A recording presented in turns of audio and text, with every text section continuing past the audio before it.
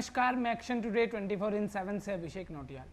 BJP प्रदेश अध्यक्ष बंशीधर भगत को अध्यक्ष की कुर्सी पर बैठे लगभग 7 माह का वक्त हो चुका है, लेकिन अभी कार्य समिति व मोर्चों का गठन नहीं हो पाया, जिसको लेकर सभी कार्यकर्ताओं की निगाहें अब संगठन के विस्तार पर टिकी है।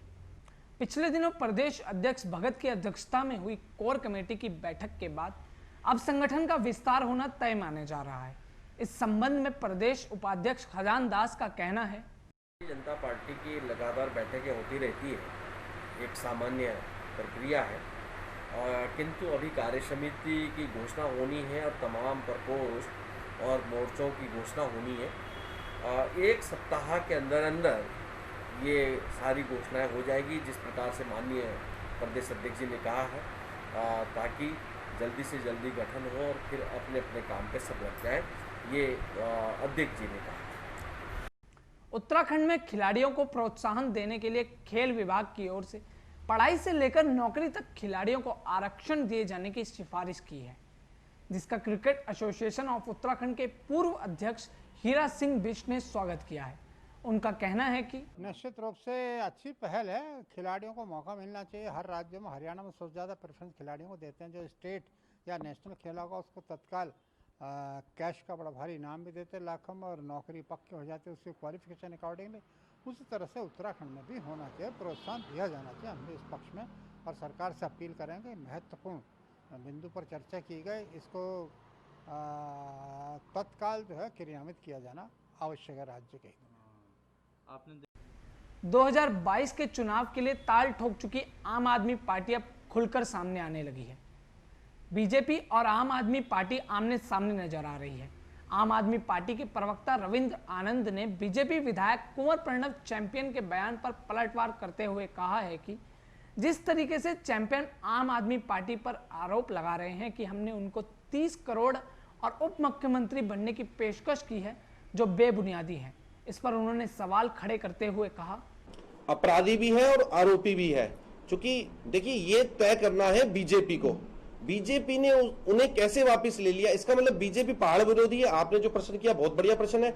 इसका मतलब बीजेपी उसे अपराधी नहीं मानती। इसका मतलब ये हुआ कि बीजेपी उसकी जो वापसी कराती है पूरी अपने कार्यकारिणी, प्रदेश की कार्यकारिणी एकत्रित करके, तो कहीं ना कहीं सवालिया निशान यहाँ ये लगता है कि क्या बीजेपी पहाड़ विरोधी है, उत्तराखंड विरोधी है, जो बीजेपी ने उसे वापस लिया और उसे कहा कि इसके अपराध क्षमा कर दिए जाए। वहीं बीजेपी के प्रवक्ता ने आम आदमी पार्टी पर पलटवार करते हुए कहा कि आम आदमी पार्टी की चैंपियन से क्या बात हुई या फिर उनकी उनसे क्या बात हुई, ये कहना अपना व्यक्तिगत मामला है। आम आदमी पार्टी आज किसी भी तरह से अपना वजूद तलाशने की कोशिश कर रही है, क्योंकि आम आदमी पार्टी के नेताओं का सिर्फ आरोप लगाने के अलावा कुछ काम नहीं है। ये उनको 2022 के चुनाव में पता लग जाएगा। पार्टी की चैंपियन जी से क्या बात हुई या चैंपियन जी की आम आदमी पार्टी से क्या बात हुई, उनका व्यक्तिगत फैसला बात है। उनके बीच में क्या बात हुई क्या नहीं हुई, उसमें पार्टी को कोई पता नहीं। पार्टी और उनका व्यक्तिगत मसला है, इसमें चैंपियन जी ही जवाब दे सकते हैं। दूसरी बात आम आदमी पार्टी की रही तो भारतीय जनता पार्टी एक सुचिता वाली पार्टी है, एक कैडर बेस्ड पार्टी है। आम आदमी पार्टी आज किसी भी तरीके से सरकार पर हमला कर करके अपना वजूद तलाशने में लगी हुई है। इसलिए ये सारी चीजें, क्या किसने क्या कहा, किसने क्या नहीं कहा, आम आदमी पार्टी जो है, मैं यही कहूँगा कि वो अपने धरातल को ढूंढने के लिए हमारी जो सरकार है, हमारी जो पार्टी, उस पर अतार्किक जो है वो प्रश्न चिन्ह लगा रही है। लेकिन आम आदमी गया था 13 महीने में उनकी वापसी हो गई, इसके लिए कितना पैसा भाजपा को खिलाया गया, साफ तौर पर उन्होंने ये बात कही है। आम आदमी पार्टी के नेता जो हैं, केंद्र के नेता, वो आपने देखा होगा कुमार विश्वास ने कितना बड़ा आरोप उन पे लगाया। आम आदमी पार्टी के नेता अक्सर आरोप लगाते रहते हैं कि वो किसी को टिकट दे देते हैं, क्या लेते हैं क्या नहीं देते हैं, तो उनकी तो ये टेंडेंसी है। इसलिए ये कहना कि देखो भारतीय जनता पार्टी में कहीं भी इस प्रकार का कोई चीजें देखने को नहीं मिलती और ना ही कहीं ऐसा किया जाता है। एक समर्पित कार्यकर्ता हमेशा पार्टी का चेहरा रहा है। हम समर्पित कार्यकर्ता को हमेशा पार्टी आगे बढ़ाती है। जिस प्रकार से आम आदमी पार्टी का कहना है, मैं यही कहूंगा कि आम आदमी पार्टी केवल और केवल किसी भी प्रकार से उत्तराखंड के मीडिया में के माध्यम से अपना धरातल तराश रही है, जो कि उसको पता चल जाएगा 2022 में जब चुनाव होगा, धरातल किस उसको जनता कहाँ का दिखाती है। हाल ही में हुए एक आत्महत्या के मामले में राजधानी पुलिस के रवैये पर उठ रहे सवाल। पुलिस की ओर से कार्रवाई न होने पर परिवार को मजबूरन आना पड़ा मीडिया की शरण में। देहरादून राजधानी के एक पीड़ित परिवार ने राजधानी पुलिस की कार्यप्रणाली पर सवाल उठाते हुए कहा कि राजधानी पुलिस उनके साथ भेदभावपूर्ण रवैया अपना रही है। पीड़ित परिवार की एक बेटी ने हाल ही में आत्महत्या की और उसकी रिपोर्ट भी दर्ज करवाई गई, परंतु अभी तक इस मामले में किसी भी तरह की कोई गिरफ्तारी नहीं हुई। एक पत्रकार वार्ता के दौरान वरिष्ठ अधिवक्ता रजिया बेग ने कहा कि ये तो क्षेत्र अधिकारी की जो है ना रिपोर्ट जो आपने दी है वो क्षेत्र अधिकारी की है ना। उसके बाद क्या एसएसपी वगैरह से आपसे बात हुई आपकी? SP city SP? सर हमने एप्लीकेशन लगा दी थी, ये हमारे पास में उसकी रिसीविंग भी है। फिर हमने थाने में कोतवाली में भी जाकर दे दी थी। तो 21 तारीख में सर इन्होंने हमारी एफआईआर लिखी थी, उसके बाद 21 तारीख को इसमें एफआईआर लिख दी है। एसएसपी को भी दी है। कम से कम इतना बड़ा मामला हो गया कि युवती ने सुसाइड कर लिया, उसके बाद आप लोग इसमें कार्रवाई नहीं कर रहे। कब का मामला है? लड़की के रिलेशन थे, इससे कोई दुनिया में फोटो भी दे दी है लड़की के उसके, और उसकी चैटिंग भी दे दी है पुलिस थाने में। इसके बावजूद इनके पास जांच के लिए था क्या?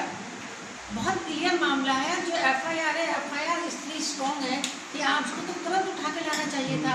आज हमारी डिमांड पुलिस से ये कि ऐसे अपराधी को अगर छोड़ देते हैं वो तो एकदम ऐसे क्लियर, मतलब क्रिस्टल क्लियर मामला है कि आप उन्हें गिरफ्तार तो कम से कम करें, पूछताछ तो करें उससे। लड़का क्या काम करता है? सर लड़का तो प्राइवेट जॉब ही करता है। वो करने के लिए हमें बोल रहा है या फोन के लिए कि हम लोग अभी इसमें बारे में अभी जाँच के लिए जाँच वगैरह चल रही है। तो सर हमें वहाँ पर कोई जवाब नहीं मिल रहा है, बस ये मिल रहा है कि अभी जाँच चल रही है। कोई हमारे पास आ नहीं रहा है, ना लड़के को अरेस्ट किया है, ना उनके घर वालों से कोई पूछताछ हुई है। कोई ऐसा ही नहीं हुआ है कि मेन इशू आपका ये है कि अभी तक अरेस्टिंग नहीं हुई। अभी कुछ नहीं हुआ सर, अरेस्ट नहीं हुआ। अरेस्टिंग चाहिए हमें न्याय चाहिए, हमें न्याय चाहिए। ये मामला बहुत क्लियर है उसकी। 18/7 को डेथ हुई है ना? 18 जून को 6 को। 18/6 को डेथ हुई है। अच्छा, वो तब से अब तक तो चार्जशीट दाखिल हो जानी चाहिए। चार्जशीट दाखिल होगी क्या? सर अभी नहीं हुई है, मुझे अभी कह रहा है कि इंक्वायरी चल रही है। इंक्वायरी में कुछ नहीं हो रहा है अभी। इंक्वायरी में हम ही लोग कई बार चले गए थाने, काफ़ी बार हम लोग थाने चले गए हैं, तो हम यही बोल रहे हैं इंक्वायरी वगैरह। जो इसमें चैट आपने लगाई हुई है, ये चैट पुलिस को प्रोवाइड कराई आपने? जो चैटिंग इसमें हुई है जी करवा दी? सब दे रखे हमने, कागज वगैरह हमने फ़ोन भी वहाँ पे जमा कर दिया है। उसका जो लेटर्स वगैरह हमें मिला है, जो बाद में मम्मी का। जिस तरीके से केंद्र सरकार कोरोना की इस महामारी में जो लगातार अपने पैर पसार रही है, परीक्षाओं को कराने पर आमादा है, उसके विरोध में कांग्रेस आज पूरे देश के अंदर राष्ट्रीय अध्यक्ष सोनिया गांधी जी के आह्वान पर विरोध प्रदर्शन करने का काम कर रहे हैं। हम सत्ता में बैठे हुए लोगों से कहना चाहते हैं कि कोरोना की महामारी है, छात्रों के जीवन से, उनके अभिभावकों के जीवन से खिलवाड़ करने का काम सत्ता में बैठे हुए लोग ना करें। आज आप देख लीजिए, जब हम परीक्षाओं का जिक्र करते हैं तो इनके परीक्षा केंद्र निश्चित रूप से शहरी क्षेत्र में है।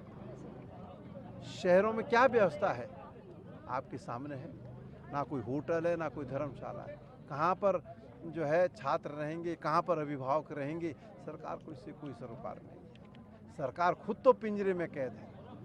देश के प्रधानमंत्री जी प्रधानमंत्री आवास से बाहर नहीं निकल रहे हैं। प्रदेश के मुख्यमंत्री जी जो है मुख्यमंत्री आवास से बाहर नहीं निकल रहे हैं। अपनी जान प्यारी और छात्रों और अभिभावकों के जान से खिलवाड़ करने का काम ये लोग कर रहे हैं। इसलिए हम इसका तीखा और तीव्र विरोध कर रहे हैं। कई प्रदेशों के मुख्यमंत्रियों ने कहा है कि उस परीक्षाओं को कराने में इस परिस्थिति में जो है वो पूरी तरीके से तैयार नहीं है। लेकिन सत्ता के मद में मदमस्त लोग जो है इस तरीके का कृत्य कर रहे हैं। इसलिए कांग्रेस हम ये चाहते हैं कि परीक्षाएं तत्काल प्रभाव से स्थगित हों। जब परिस्थितियां सामान्य हो तब परीक्षाएं की जाए। जान है जहान है। जिंदाबाद जिंदाबाद जिंदाबाद कांग्रेस पार्टी जिंदाबाद जिंदाबाद जिंदाबाद।